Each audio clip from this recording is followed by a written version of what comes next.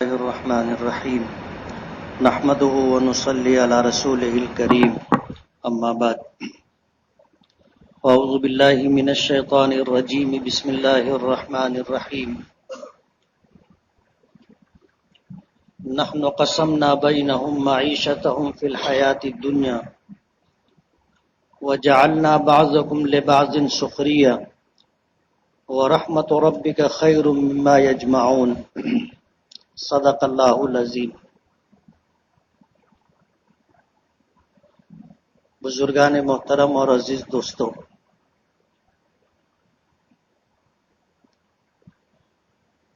اللہ تعالیٰ نے اس کائنات میں بے شمار مخلوقات پیدا فرمائی ہے، اور ان تمام تر مخلوقات کی تمام تر ضروریات کا کفیل اللہ رب العالمین۔ قرآن کریم کی سب سے پہلی سورت اور اس کی سب سے پہلی آیت الحمدللہ رب العالمین کہ تمام تر تعریفیں اللہ رب العالمین کے لیے، اس اللہ کے لیے ہے جو سارے جہانوں کا پروردگار ہے، پالنہار ہے، رب ہے۔ اور اس سے پہلے کئی مرتبہ لفظ رب کی وضاحت کی جا چکی ہے کہ ربوبیت کا مطلب یہ ہے کہ اس کائنات میں تمام تر مخلوقات کی ہر طرح کی ضرورت پوری کرنے والی ذات رب ہے۔ انسان اشرف المخلوقات ہے، ساری کائنات کو اللہ نے اس کی خدمت کے لیے بنایا ہے۔ ہماری بے شمار ضروریات ہیں، بہت ساری ضرورتوں کا ہمیں احساس بھی نہیں ہے کہ یہ ہمارے لیے ضروری ہے اور اس کے بغیر گزارا نہیں ہے، لیکن اس کی ضرورت کا ہمیں احساس نہیں۔ جیسے ہم سانس لیتے، یہ زندگی ہے۔ ایک مرتبہ آپ لمبا سانس لیں اور پھر کہیں الحمدللہ، اور اس لیے کہیں کہ آج دنیا میں بہت سارے لوگ ایسے ہیں جو ایسی ایک سانس لینے کے لیے آکسیجن کے اور وینٹیلیٹر کے محتاج ہیں۔ ہمیں یہ اس کا احساس نہیں تھا، لیکن جب یہ وبائی بیماری آئی تب لوگوں کو پتا چلا کہ آکسیجن کیا ہے اور سانس لینے میں بھی دقت اور پریشانی آ سکتی ہے۔ لاکھوں لوگ آپ جیسی ایک لمبی سانس لینے کے لیے پریشان ہیں، مشینوں کے محتاج ہیں، اور ہم اپنی پیدائش سے لے کر کے آج تک بغیر کسی مصنوعی آکسیجن کے اور بغیر کسی وینٹیلیٹر کے ہم سانس لے رہے ہیں۔ یہ ہماری بنیادی ضرورت ہے، لیکن ہمیں اس چیز کے ضروری ہونے کا احساس نہیں تھا۔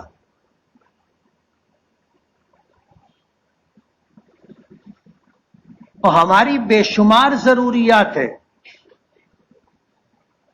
جس کا ہمیں پتہ بھی نہیں ہے یا ہمیں احساس بھی نہیں ہے، اور ہماری وہ ساری ضرورتیں اللہ رب العالمین پوری کرتے۔ یہ ہے اللہ تعالیٰ کی ربوبیت۔ آپ کبھی تنہائی میں بیٹھیں اور غور کریں کہ ہماری ضروریات کیا کیا ہیں۔ اپنے علم، اپنے مشاہدے اور اپنے تجربے کے پیش نظر کچھ چیزیں ہمارے سامنے آئیں گی اور ہمیں احساس ہوگا کہ یہ ہماری ضرورت ہے، اور وہ ضرورت کیسے پوری ہوتی ہے آپ اس پر بھی غور کریں۔ جیسے ہم روٹی کھاتے ہیں، روٹی ہماری ضرورت ہے۔ روٹی گیہوں سے بنتی ہے، چاول سے بنتی ہے، جوار سے بنتی ہے، باجرے سے بنتی ہے، مکئی سے بنتی ہے، جو سے بنتی ہے۔ یہ ساری چیزیں آتی کہاں سے؟ ان کو پیدا کون کرتا ہے؟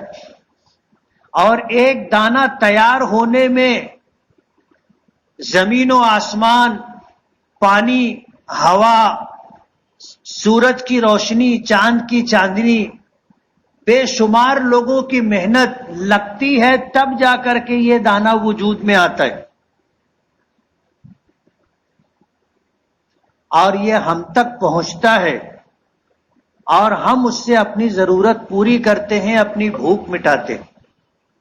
ہمارے جسم پر جو کپڑا ہے یہ ہماری ضرورت ہے۔ یہ ضرورت کیسے پوری ہوتی ہے؟ آپ غور کرو گے تو اندازہ ہوگا کہ ایک کپڑا تیار ہونے میں کتنے مراحل درپیش ہوتے، اور تب جا کر کے کپڑا تیار ہوتا ہے اور ہم تک پہنچتا ہے۔ یہ اللہ کی ربوبیت ہے۔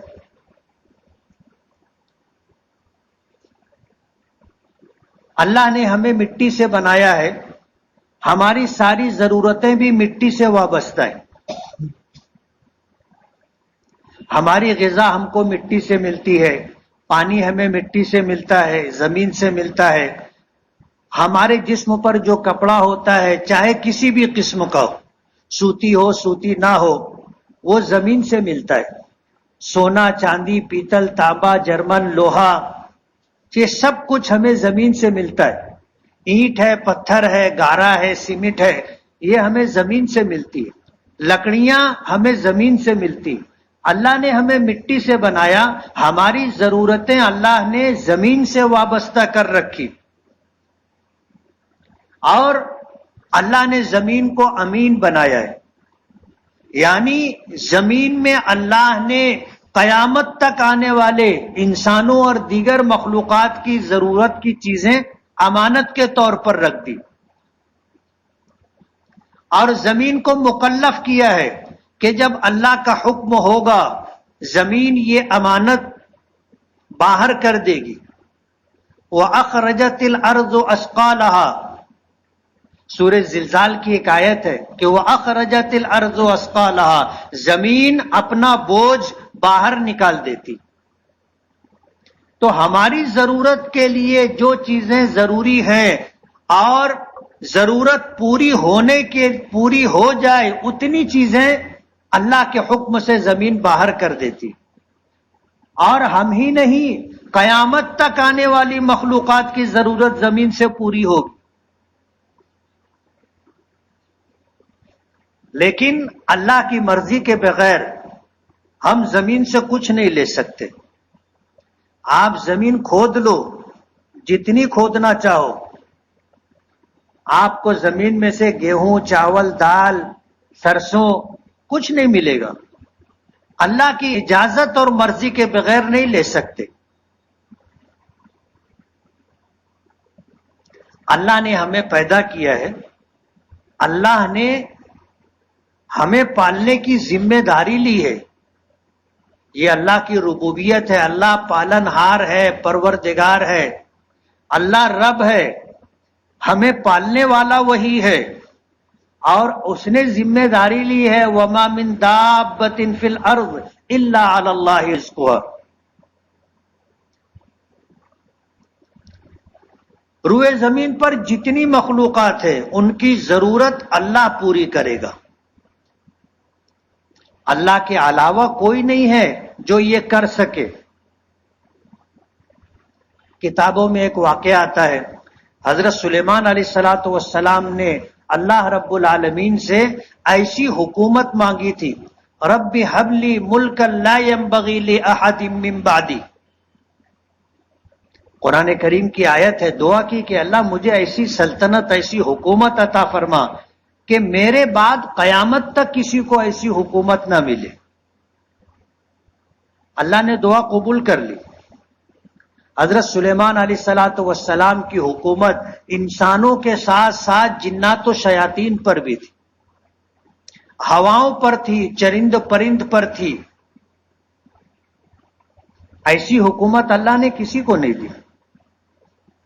بخاری شریف کی روایت ہے، نبی کریم صلی اللہ علیہ وسلم رات میں نماز پڑھ رہے تھے، شیطان نے آپ پر حملہ کیا۔ حدیث پاک میں آتا ہے، اللہ کے رسول نے فرمایا کہ اللہ نے مجھے قدرت دی، میں نے شیطان کو قابو میں کر لیا اور پھر میرا جی چاہتا تھا کہ اس کو ستون سے باندھ دوں تاکہ فجر کی نماز میں جتنے لوگ آئیں وہ اپنی آنکھوں سے دیکھیں، لیکن مجھے اپنے بھائی سلیمان کی دعا یاد آ گئی، رب ہب لی ملکا لا ینبغی لاحد من بعدی، تو میں نے پھر اسے باندھ کر کے نہیں رکھا۔ قرآن کریم کی آیت اور حضور کی اس روایت کے پیش نظر ہمارا ایمان ہے کہ اللہ رب العالمین نے حضرت سلیمان علیہ السلام کو ایسی ہی حکومت دی تھی، ہواؤں پر حکومت تھی، ان کا تخت ہوا لے کر کے اڑتی تھی، اور جیسے آج ہوائی جہاز سے دن مہینوں کا سفر دن میں طے ہو جاتا ہے، حضرت سلیمان علیہ السلام کو اللہ پاک نے اسی زمانے میں یہ اختیار دیا تھا، یہ قدرت دی تھی۔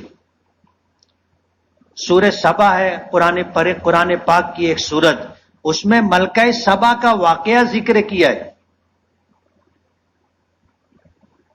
کہ حضرت سلیمان علیہ السلام سفر میں تھے اور حضرت سلیمان علیہ السلام کو دوران سفر پانی کی ضرورت محسوس ہوئی۔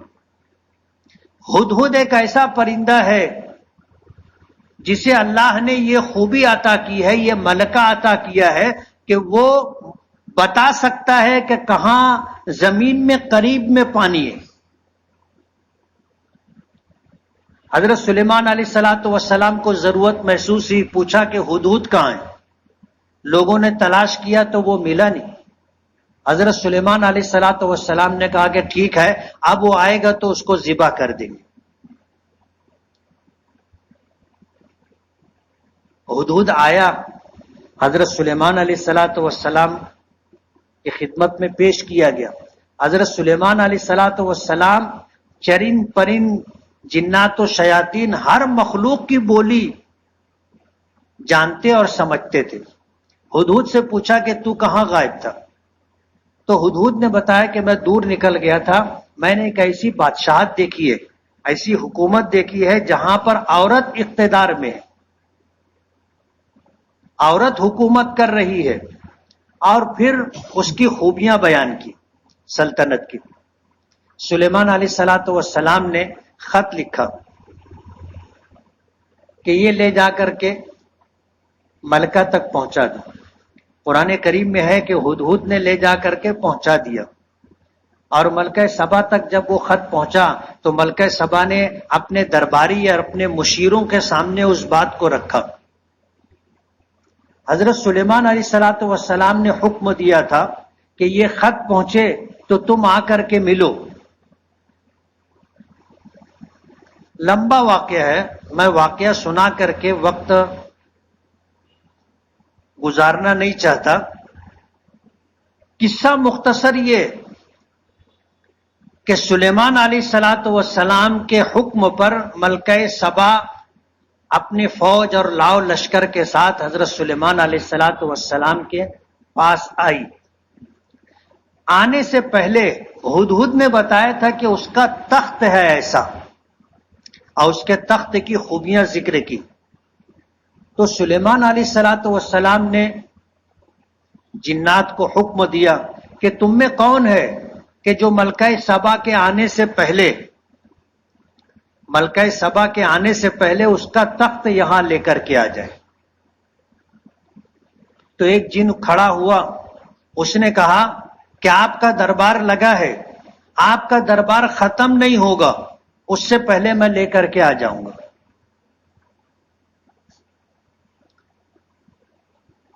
دوسرا جن کھڑا ہوا، عفریت من الجن، جو جنوں میں بھی بہت ہنرمند با کمال تھا، اس نے کہا کہ آپ حکم دیں، آپ کی پلک جھپکنے سے پہلے لے کر کے آ جاؤں گا۔ حضرت سلیمان علیہ السلام نے حکم دیا اور تخت حاضر ہو گیا۔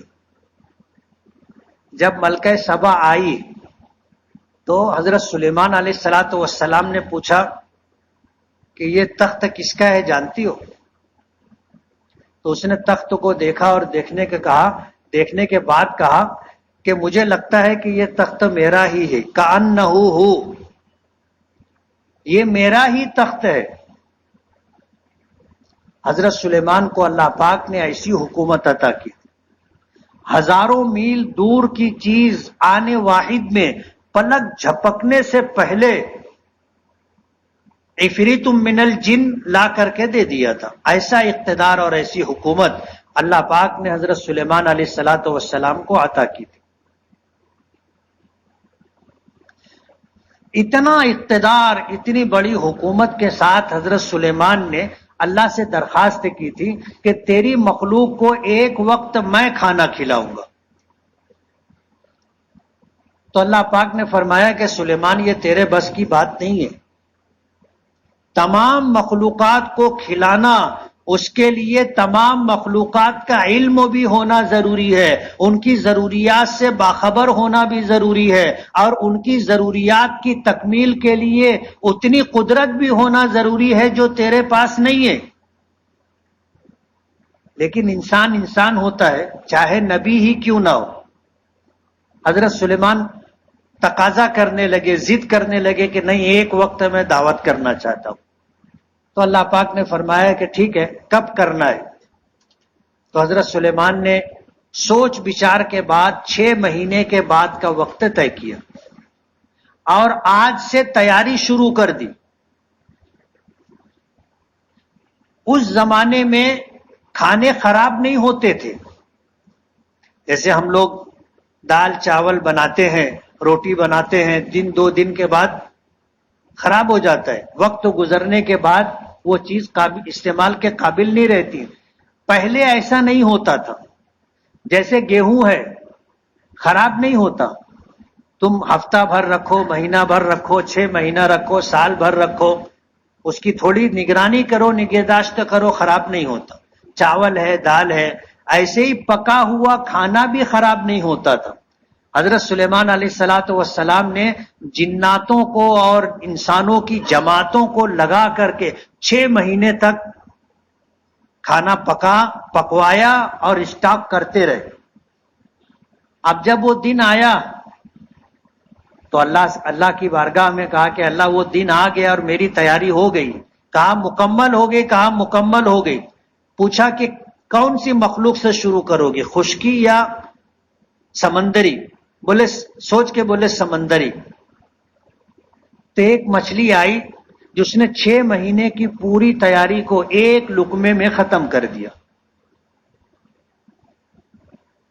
سلیمان علیہ الصلوۃ والسلام سجدے میں گر گئے کہ اللہ، یہ تیری قدرت ہے، میرے بس کی بات نہیں. وہ مخلوق انتظار میں تھی، کہنے لگے کہ اللہ کے نبی سلیمان، آج میں بھوکی رہ گئی.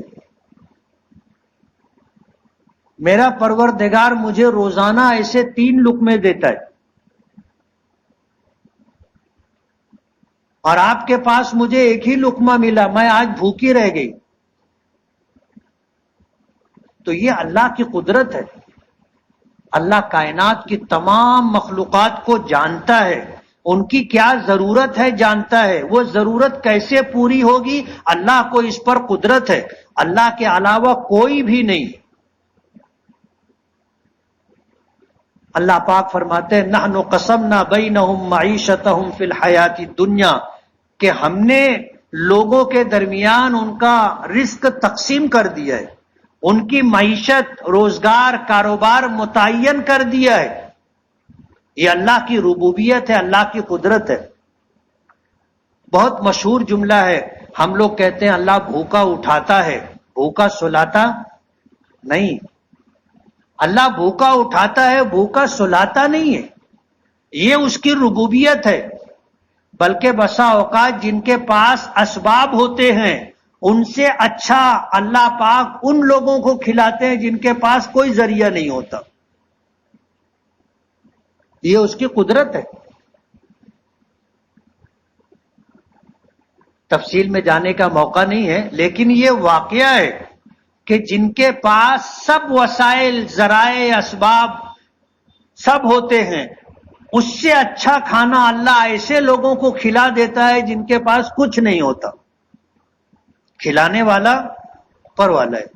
آج جن حالات سے ہمارا شہر گزر رہا ہے، ہم گزر رہے ہیں، کاروبار کو لے کر کے جس تنگی اور پریشانی مندی کا ہم لوگ شکار ہیں، اس کے دو پہلو ہیں۔ ایک تو بحیثیت مسلمان ایمان والا ہونے کے اعتبار سے، ایک پہلو ہے جسے ہمیں دیکھنا ہے، دنیا دیکھے نہ دیکھے ہمیں دیکھنا ہے۔ ہم اس بات کے مکلف اور پابند ہیں کہ ہمیں حلال اور حرام کی تمیز کرنا ہوگی، جائز ناجائز کو سمجھنا ہوگا، اور اولیت اسی کو دینی ہوگی۔ دوسرے درجے میں وسائل ہیں، ذرائع ہیں، اسباب ہیں، جس کو ہم سبب کہتے ہیں۔ ہمارا ایمان ہے اللہ بغیر سبب کے اپنی مخلوقات کو پالتا ہے اور پال سکتا ہے۔ جیسے ہم انسان ہیں، میرے پاس دکان ہے، ملازمت ہے، کارخانہ ہے، سائزنگ ہے، میرے پاس ذریعہ ہے۔ انسانوں کے علاوہ کائنات کی تمام مخلوقات کس کے پاس ذریعہ ہے؟ آپ نے کبھی دیکھا کہ بھینس نے کوئی دکان کھول کے رکھی ہو کہ کمائی ہوگی تو میں چارہ کھاؤں گی؟ کبھی دیکھا آپ نے؟ انسانوں کے علاوہ کائنات کی تمام مخلوقات کو اللہ بغیر سبب کے روزی دیتا ہے، لیکن ان کے لیے ضروری یہ ہے کہ وہ اللہ کو یاد کریں، اللہ کا ذکر کریں۔ اور جو مخلوق جس دن اللہ کا ذکر چھوڑ دیتی ہے، اس دن اس کا رزق ختم کر دیا جاتا ہے، وہ اس کی زندگی کا آخری دن ہوتا ہے۔ ہم انسان ہیں، اللہ نے ہم کو اسباب کا مکلف کیا، اس لیے ہم نماز نہ پڑھیں، روزہ نہ رکھیں، ایمان نہ لائیں، تلاوت نہ کریں، ذکر نہ کریں، اللہ کی اطاعت و فرما برداری نہ کریں، گناہوں میں زندگی گزاریں، تو بھی اللہ روزی بند نہیں کرتا۔ اللہ روزی بند نہیں کرتا۔ اللہ نے ہم کو اسباب کا مکلف کیا ہے، لیکن اسباب سے پہلے ہمیں بحیثیت مسلمان جائز ناجائز دیکھنا ہوگا۔ اللہ نے فرمایا یمحق اللہ الربا ویربی الصدقات، اللہ تعالیٰ سود کو مٹاتا ہے، صدقات کو بڑھاتا ہے۔ آج مالیگاؤں کے کاروبار کرنے والے لوگوں میں سے حلال اور حرام کی تمیز اٹھ گئی ہے، جائز ناجائز کا فرق ختم ہو گیا ہے۔ مجھے پتا ہے کہ کتنی بینکوں سے ایسے کاروباری لوگ مسلمان جو بظاہر دیندار نظر آتے ہیں، وہ سی کر کے اپنا کاروبار چلا رہے، سودی قرضہ لے کر کے اپنے کاروبار چلا رہے۔ جب اللہ نے یہ فیصلہ کر دیا ہے کہ سودی کاروبار کو مٹاؤں گا، ختم کروں گا، تو ہم کیسے کما سکتے ہیں؟ ناممکن ہے۔ یہ پہلو ہم کبھی بھی نظر انداز نہیں کر سکتے، جائز اور ناجائز کے فرق کو مٹا نہیں سکتے۔ آج بھی اتنے برے حالات میں کچھ لوگ ہیں جو کما رہے ہیں۔ لوگ بند کرنے کا اعلان کرتے ہیں، بہت سارے لوگوں کے فون آتے ہیں کہ ہم کو نقصان نہیں ہے، ہم نہیں بند کرنا چاہتے۔ یہ لوگ 10-20 لوگ جڑ گئے ہیں اور یہ زبردستی بند کرواتے۔ اگر ہم نہ بند کریں تو ہمیں نقصان پہنچاتے ہیں۔ کارخانوں میں آ کر کے بلیٹ مار دینا، کارخانوں میں آ کر کے وائر کٹ کر دینا، گالی گلوچ کرنا، جھگڑا کرنا، ہم بند کرنا نہیں چاہتے، ہمیں بچ رہا ہے۔ جس کو نہیں بچتا ہو، نقصان ہو رہا ہو، وہ بند کرے۔ زبردستی لوگ ہم سے بند کروا رہے، یہ میں نہیں کہہ رہا ہوں۔ اس شہر میں کاروبار کرنے والے بہت سارے لوگوں کی چاہت ہے، ان کے جذبات ہیں، فون کر کے انہوں نے یہ بات کہی ہے۔ سب کو نقصان ہو رہا ہے ایسا نہیں ہے. جو لوگ شریعت کے احکامات کو نظر انداز کر کے بے برکتی اور نقصان کا راستہ اختیار کر رہے ہیں ان کو نقصان ہوگا. یہ خدائی ضابطہ اور قانون ہے. اور دوسری چیز، دوسرا پہلو، اسباب جس کو کہتے ہیں، بہت مشہور جملہ ہے، زر زر رامی کشت. پیسہ پیسے کو کھینچتا ہے. آپ کے پاس پیسہ نہیں ہے، آپ ادھار یار نے لاتے ہو اور آپ ایسا چاہتے ہو کہ جو یار نے بیوپاری ہے اس کے پیسے پر آپ کما لو. ایسا نہیں ہوتا. پیسہ پیسے کو کماتا ہے، پیسے سے پیسہ کمایا جاتا ہے. پیسہ کسی اور کا اور تجوری آپ کی بھرے، ایسا نہیں ہوتا. جس کا پیسہ ہے وہ کماتا ہے، جس کا پیسہ ہے وہ کماتا ہے. محنت آپ کرتے ہو، محنت آپ کرتے ہو، آپ کو محنتانہ ملے گا، اور جس کا پیسہ ہے وہ کمائے گا. آپ کے پاس 20 لوم چلانے کی طاقت نہیں ہے، آپ 100 لوم چلا رہے. 100 لوم چلانے کی طاقت نہیں ہے، 500 لوم چلا رہے. پیسہ آپ کے پاس ہے نہیں، کیپٹل نہیں ہے، آپ کیسے کمائیں گے؟ مگر مشکل یہ ہے کہ آج کسی کو یہ بات سمجھ میں نہیں آ رہی. شیخ سعدی رحمت اللہ علیہ نے گلستہ میں یہ بات لکھی ہے، زر زر رامی کشت. ایک آدمی جا رہا تھا تو ایک آدمی کے آفس بولو یا دکان بولو، وہاں پر دینار رکھے ہوئے تھے اکٹھا. تو جاتے ہوئے اس کے ذہن میں آیا زر زر رامی کشت، پیسہ پیسے کو کھینچتا ہے. تو اس نے اپنی جیب سے ایک درہم نکالا، درہم نکال کر کے اس نے پھینکا. اور وہ یہ سمجھ رہا تھا کہ میرا یہ درہم دینار کھینچ کے لائے گا. زر زر رامی کشت. اور کھڑا ہو کے انتظار کر رہا تھا. تو جس کا دینار تھا وہ آیا، بولے کیا بات ہے؟ بولے زر زر رامی کشت. بولے ہوا کیا؟ بولے میں نے یہ دینار رکھے ہوئے تھے تو اپنی جیب سے ایک درہم میں نے پھینکا، جو دینار کھینچ کر کے لائے. تو اس نے کہا کہ دینار نے درہم کو کھینچ لیا ہے. تیرے پاس ایک درہم ہے، میرے پاس دینار کا ڈھیر ہے. تو تیرا درہم کھینچ کے نہیں لائے گا، کھینچ جائے گا. تو یہ جملہ صحیح ہے، زر زر رامی کشت. میرے پاس زیادہ ہے، میں کماؤں گا. مالیگاؤں کے لوگ یہ چیز فراموش کر کے چل رہے. یہ دو پہلو ہم نظر انداز نہیں کر سکتے.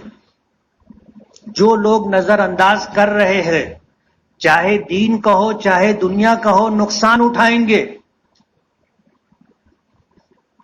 اگر صحیح معنوں میں کاروبار کر کے کمانا ہے تو ہم کو اللہ اس کے رسول کے احکامات بھی سامنے رکھنے ہوں گے، اور دنیا میں کاروبار کرنے کا جو طریقہ ہے، کامیاب طریقہ، وہ وسائل، ذرائع، اسباب بھی اختیار کرنے پڑیں گے.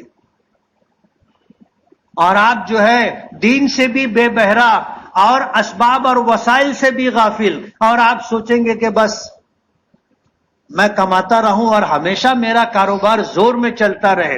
ایسا نہیں ہوتا. یہ قدرت تو اللہ کو ہے، اللہ اسباب کا محتاج نہیں ہے. ہم اللہ اس کے رسول کے احکامات کے پابند ہیں، مکلف ہیں، اور اسی کے ساتھ ساتھ دنیا میں ہے تو دنیا دار الاسباب ہے. اسباب، ذرائع، وسائل، کامیابی اور ناکامی کو سمجھ کر کے کامیابی کا راستہ اختیار کریں گے تو کامیاب ہوں گے، اس کو نظر انداز کر دیں گے، ناکامی کے راستے پہ چلیں گے تو ناکام ہو جائیں گے. جب سے ابھی کاروبار 15 دن بند کرنے کی بات چل رہی ہے، جب سے لوگوں کے فون آ رہے، کچھ شہر کے کاروباری لوگوں نے ملاقات کر کے یہ بات کہی کہ ہم بند کرنا نہیں چاہتے. کہنے والوں نے الگ الگ اپنے اپنے طور پر بہت ساری بات کہی، وہ کہنا یہاں مناسب نہیں ہے اور وقت بھی نہیں ہے. لیکن بات یہ ہے کہ ہم بحیثیت مسلمان اللہ کی ربوبیت پر ایمان رکھنے کے ساتھ ساتھ اگر کاروبار کر رہے ہیں تو کاروبار کی لائن سے دین کے جو احکامات ہیں اسے ہمیں سامنے رکھنا ہوگا. جائز ہو ناجائز ہو، حلال ہو حرام ہو، یہ تمیز ہمیں رکھنی پڑے گی. اور دوسرے پہلو پر کاروبار کرنے کا جو طریقہ ہے ویسے کاروبار کریں گے تو چلے گا، ورنہ نقصان اٹھانا پڑے گا. زمانہ ایک ہے، کاروبار ایک ہے، کوئی کما رہا ہے کوئی نقصان اٹھا رہا ہے. ایسا نہیں ہے کہ 100% لوگ نقصان اٹھا رہے ہیں، 100% لوگ، ایسا نہیں ہے. ہمارے تو حالات ایسے ہیں کہ اسباب کے درجے میں جو راستہ کاروبار کا اختیار کرنا چاہیے وہ ہم نے چھوڑ دیا. 2 پیسہ بچنے لگتا ہے تو جمعہ کے دن بھی کاروبار ہمارا چلتا نا. اگر ہفتے کے 10 دن ہو جائیں گے تو 10 دن ہم کاروبار کریں گے. ظاہر بات ہے، جس چیز کی پیداوار ضرورت کے مطابق ہوتی ہے اس کی قیمت ملتی ہے، اور جس چیز کی پیداوار ضرورت سے زیادہ ہوتی ہے وہ چیز سستی ہوتی ہے، اس کی قیمت نہیں ملتی. اب اگر 1,00,000 میٹر کپڑے کی ضرورت ہے، آپ 1,00,000 میٹر کپڑا تیار کریں گے آپ کو اس کا دام ملے گا. 80,000 میٹر کپڑا تیار ہوگا زیادہ دام ملے گا. 50,000 میٹر کپڑا تیار ہوگا اور اچھی قیمت ملے گی. لیکن اگر ضرورت 1,00,000 میٹر کی ہے، آپ نے 1.5 میٹر کپڑا ڈال دیا مارکیٹ میں، قیمت ملے گی؟ آپ کی تو ہر سے ہی ختم نہیں ہوتی نا. جمعہ کے دن بھی کاروبار چلتا ہے. اگر کہا جائے گا تو ناگوار گزرے گا. آپ 15 دن بند کرنے کی بات کر رہے. پہلے مالیگاؤں میں دن میں کاروبار چلتا تھا، رات میں بند رہتا تھا. آپ ایسا بھی تو کر سکتے. اب تو ایسا ہو گیا کہ کارخانے میں تالا لگتا ہی نہیں ہے، دن ہو کہ رات ہو. پہلے ایسا ہوتا تھا دن میں کاروبار، شام ہوئی کاروبار بند، سب اپنے گھر بار بیوی بچوں میں، اور سب کی ضرورت پوری ہوتی تھی اور خوشحالی کا دور تھا. ایک آدمی کماتا تھا، پورا گھر اپنی ضرورت پوری کرتا تھا. اب تو ہرس ہماری بڑھ گئی، پورا گھر کما رہا ہے. مرد تو مرد، عورتیں بھی کام کر رہی ہیں، پھر بھی گزارا نہیں ہو رہا ہے.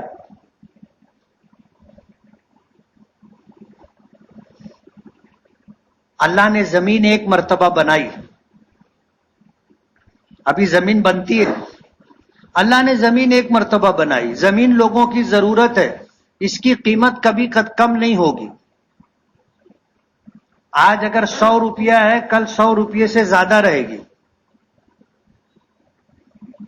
مہینے بھر بعد، 6 مہینے بعد، سال بھر کے بعد قیمت اور کچھ ہوگی.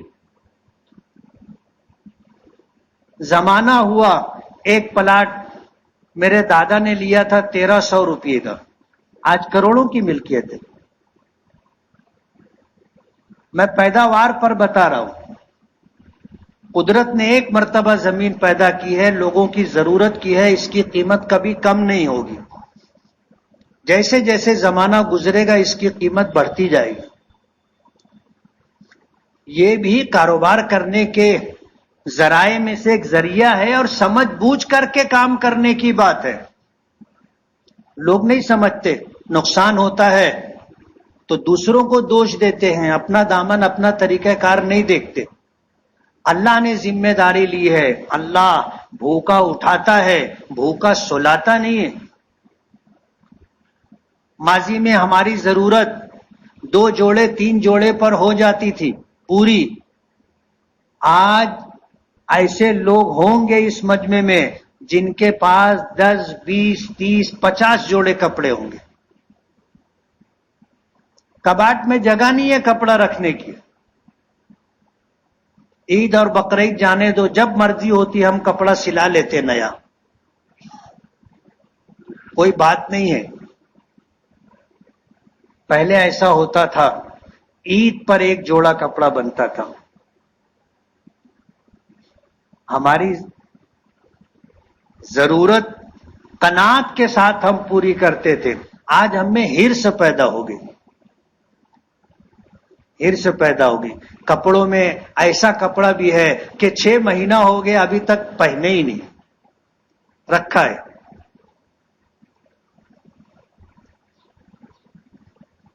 اس لیے ہمیں اپنی سوچ بدلنی ہوگی اور شریعت کے احکامات کو اور دنیا داری کے اسباب وسائل ذرائع کو کاروبار کرنے کا کیا طریقہ ہے سمجھ کر کے کرنا ہوگا تو ہم کمائیں گے. قدرت سب کو دیتی ہے، اس کے خزانے لامحدود ہیں اور وہ دینے سے نہیں تھکتا، ہم لینے سے تھک جائیں گے، اتنی قدرت ہے اس کو. اس لیے ہمیں اپنے گریبان میں سر ڈال کر کے دیکھنا ہوگا کہ شریعت کے احکامات کیا ہیں، اللہ اس کے رسول کی تعلیمات کیا ہیں کاروبار کے لیے، اور دنیاوی طور طریقہ کامیابی اور ناکامی کا کیا ہے سمجھ کر کے ہمیں کاروبار کرنا ہوگا. تب ہم کاروبار میں کمائی کے راستے پر چل سکیں گے، ورنہ نقصان اٹھانا پڑے گا.